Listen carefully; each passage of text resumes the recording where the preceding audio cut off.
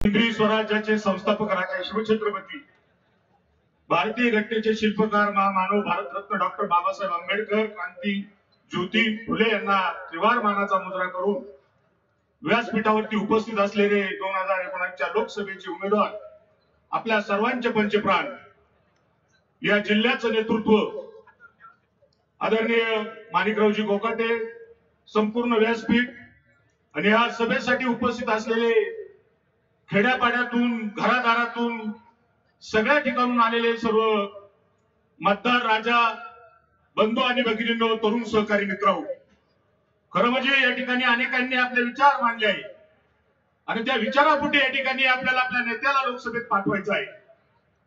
परंतु हे सगळं करत असताना 40 वर्षाच्या राजकीय इतिहासामध्ये आपण काही पानं चाळले, काही पानं मागे जाऊन बघितले तर माणिकराव नावाच्या एका व्यक्तीने अनेक कार्यकर्ते निर्माण केले। त्यामधला मी माणिकरावचा मित्र नसून एक कार्यकर्ता आहे।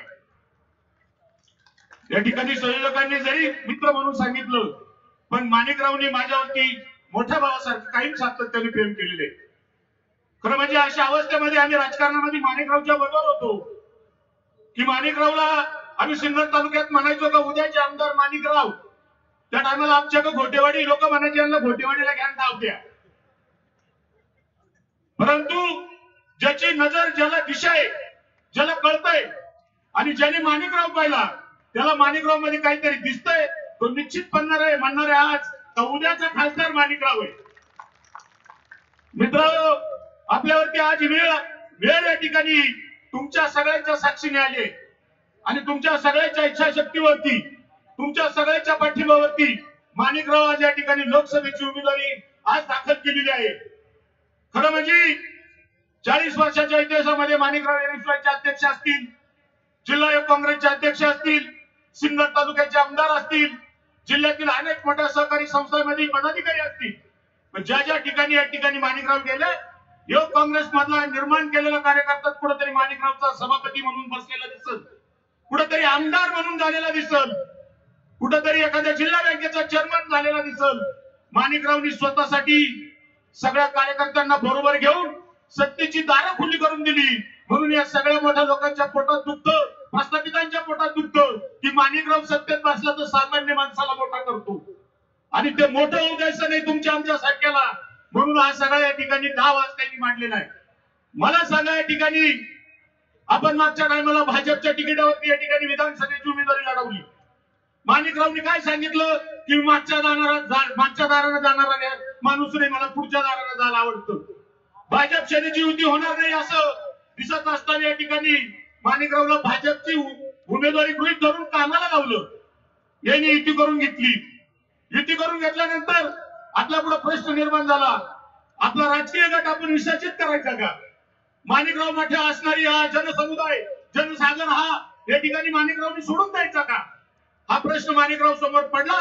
त्यावेळेस आमच्या 10-5 लोकांना विचारलं गेलं, आम्ही सांगितलं आर-पारची लढाई काही होऊ द्या, आपण जनतेसमोर सामोरे जाऊ, जनता आपल्या बरोबर येईल आणि जनता ज्यांना दाखवून देईल तर सत्ता खोन देतो म्हणून ही सत्तेची दारं आपल्यासाठी या ठिकाणी निर्माण करणारा जर आपला नेता असेल तर त्याला आपण कुठेतरी वाऱ्यावर आज सोडून जमणार आहे का? आपण या ठिकाणी अनेक नेत्यांनी सांगितलं, आपण बघितलं माणिकरावने अनेक सभापती केले, अनेक आमदार केले, परंतु मित्रांनो आज लोकसभेची उमेदवारी करण्यामागचा हेतू एकच आहे की एवढा परिपक्व असणारा प्रतिभाशाली व्यक्तिमत्व म्हणून आज माणिकरावकडे पाहिलं जातं। लोकसभेमध्ये कशा प्रतीचा माणूस असावा, तिघा उमेदवारांना समोर उभा करा। हेमंत गोडसे अप्पा असतील, समीर भुजबळ असेल, माणिकराव असेल आणि तिघांमध्ये काय काय गुण आहेत त्या प्रत्येकाला याच्यावरती निबंध द्यायला लावा।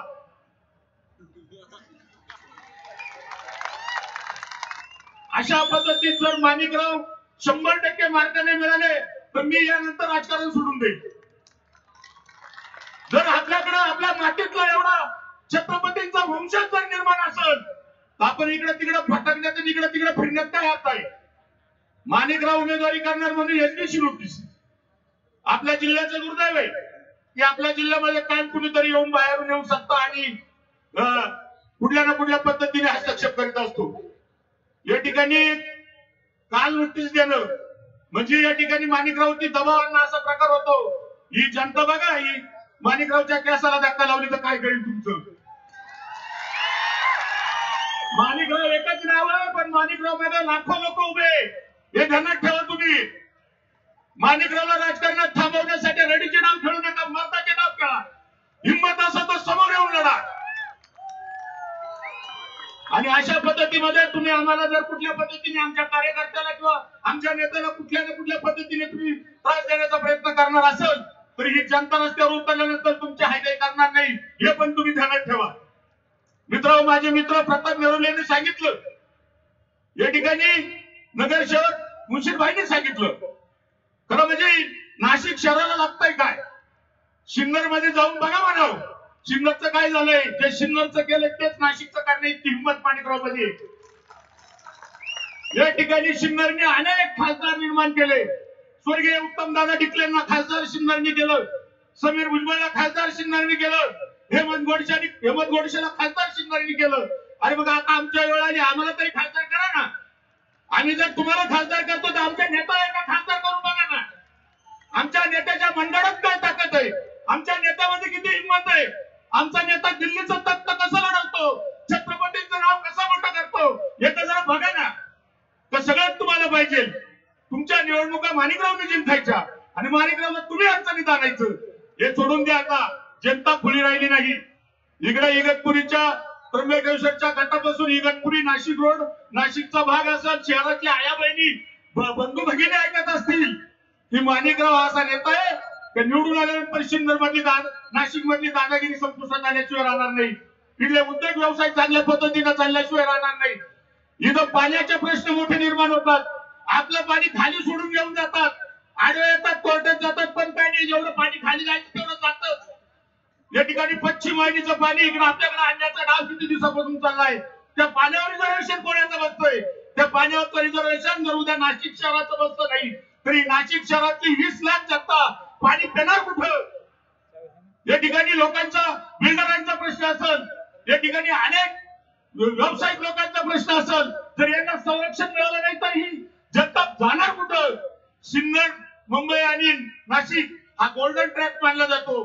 या गोल्डन ट्रॅकचं वाटोळं करायला बसलेली मंडळी आहे. याचं राखण करायचं असेल तर माणिकराव सारखा खासदार लोकसभेत असला पाहिजे. 1962 साली यशवंतराव चव्हाणांना बिनवून दिलं, एचएल सारखा कारखाना आला.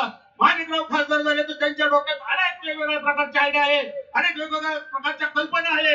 या कल्पनेतून हजारो लोकांच्या मुलांच्या हाताला काम मिळेल, पाण्याचे प्रश्न सुटतील.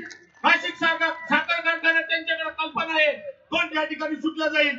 आता आम्ही सांगतो, मी मागं सिन्नरला पाणी परिषद घेतली, ज्या पद्धतीने माणिकरावला मी दाखवलं त्याच्यावर लगेच काम सुरू केलं. 50 गावांचा पाण्याचा प्रश्न काही मिनिटात सोडवणारा हा माणूस आहे, पण सत्तेपासून लांब ठेवणारी बाकीचे लोक आहे. यांना आपल्याला कुठेतरी थांबवायचं आहे म्हणून बोलण्यासारखं खूप आहे. माणिकरावला आपले विचार मांडायचे आहे म्हणून कुठल्याही परिस्थितीमध्ये भूत आपल्याला बळीने पडतात. आता आपल्याला विजय पाहिजे, आपल्याला आता खासदार व्हायचंय. एवढ्या सभेवरती आपण खासदार झालो विजय झाला असं म्हणता येणार नाही. आपली जरी या ठिकाणी राज भरली असेल तर टुकरं खूप तोड घालणार आहे. या टुकराईपासून राखण करायचं असेल तर आपल्याला आता हातात काठी टिकुराई घ्यावं लागणार आहे आणि एक टिकुराई घेऊन मतदानापर्यंत आपल्याला त्याचं राखण करून माणिकरावच्या पेटीमध्ये जोपर्यंत मत जात नाही तोपर्यंत प्रत्येक कार्यकर्त्यांनी, प्रत्येक मावळ्यांनी आता शांत बसता कामा नये एवढ्याच्या निमित्ताने सांगतो. आणि माणिकरावला विधान लोकसभेमध्ये खासदार म्हणून पाठवा, पुन्हा एकदा आपल्याला विनंती करतो आणि थांबतो. धन्यवाद. जय हिंद, जय महाराष्ट्र.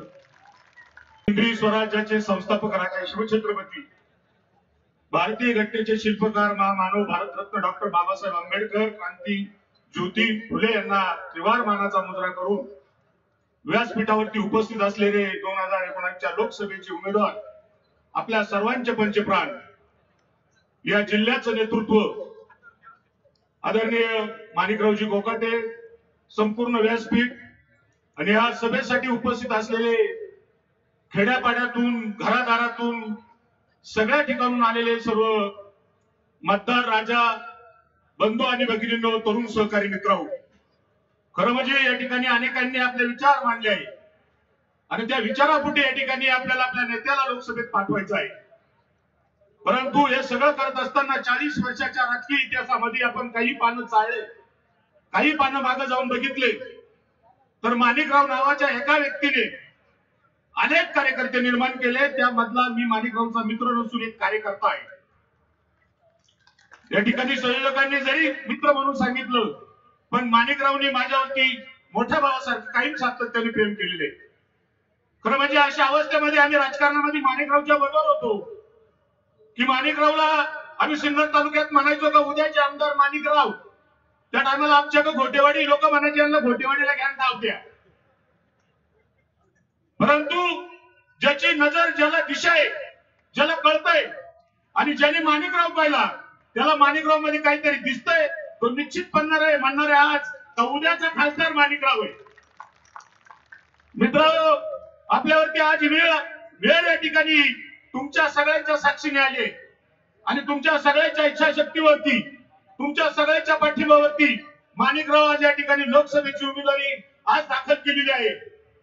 खरं म्हणजे 40 वर्षाच्या इतिहासामध्ये माणिकराव एनएसयूआयचे अध्यक्ष असतील, जिल्हा युवक काँग्रेसचे अध्यक्ष असतील, सिन्नर तालुक्याचे आमदार असतील, जिल्ह्यातील अनेक मोठ्या सहकारी संस्थांमध्ये पदाधिकारी असतील, पण ज्या ज्या ठिकाणी या ठिकाणी माणिकराव गेले, युवक काँग्रेस मधला निर्माण केलेला कार्यकर्ता कुठेतरी माणिकरावचा सभापती म्हणून बसलेला दिसल, कुठेतरी आमदार म्हणून झालेला दिसल, कुठेतरी एखाद्या जिल्हा बँकेचा चेअरमन झालेला दिसल. माणिकरावनी स्वतःसाठी सगळ्या कार्यकर्त्यांना बरोबर घेऊन सत्तेची दारं खुली करून दिली. म्हणून या सगळ्या मोठ्या लोकांच्या पोटात दुखतं, प्रस्थापितांच्या पोटात दुखतं की माणिकराव सत्तेत बसला तर सामान्य माणसाला मोठा करतो आणि ते मोठं होऊ द्यायचं नाही तुमच्या आमच्या सारख्याला. म्हणून हा सगळा या ठिकाणी 10 वाजता मांडलेला आहे. मला सांगा, या ठिकाणी आपण मागच्या टायमाला भाजपच्या तिकिटावरती या ठिकाणी विधानसभेची उमेदवारी लढवली. माणिकरावनी काय सांगितलं की मागच्या दारानं जाणारा माणूस नाही, मला पुढच्या दारानं जायला आवडतं. भाजप सेनेची युती होणार नाही असं दिसत असताना या ठिकाणी माणिकरावला भाजपची उमेदवारी गृहीत धरून कामाला लावलं. यांनी युती करून घेतली. युती करून घेतल्यानंतर आपला पुढे प्रश्न निर्माण झाला, आपला राजकीय गट आपण विसर्जित करायचा का? माणिकराव माठे असणारी हा जनसमुदाय, जनसागर हा या ठिकाणी माणिकरावनी सोडून द्यायचा का? हा प्रश्न माणिकराव समोर पडला. त्यावेळेस आमच्या 10-5 लोकांना विचारलं गेलं. आम्ही सांगितलं, आरपारची लढाई काही होऊ द्या, आपण जनतेसमोर सामोरे जाऊ, जनता आपल्या बरोबर येईल आणि जनता ज्यांना दाखवून देईल तर सत्ता खोन देतो म्हणून ही सत्तेची दारं आपल्यासाठी या ठिकाणी निर्माण करणारा जर आपला नेता असेल तर त्याला आपण कुठेतरी वाऱ्यावर आज सोडून जमणार आहे का? आपण या ठिकाणी अनेक नेत्यांनी सांगितलं, आपण बघितलं, माणिकरावने अनेक सभापती केले, अनेक आमदार केले. परंतु मित्रांनो, आज लोकसभेची उमेदवारी करण्यामागचा हेतू एकच आहे की एवढा परिपक्व असणारा प्रतिभाशाली व्यक्तिमत्व म्हणून आज माणिकरावकडे पाहिलं जातं. लोकसभेमध्ये कशा प्रतीचा माणूस असावा, तिघाही उमेदवारांना समोर उभा करा. हेमंत गोडसे अप्पा असतील, समीर भुजबळ असेल, माणिकराव असेल आणि तिघांमध्ये काय काय गुण आहेत त्या प्रत्येकाला याच्यावरती निबंध द्यायला लावा.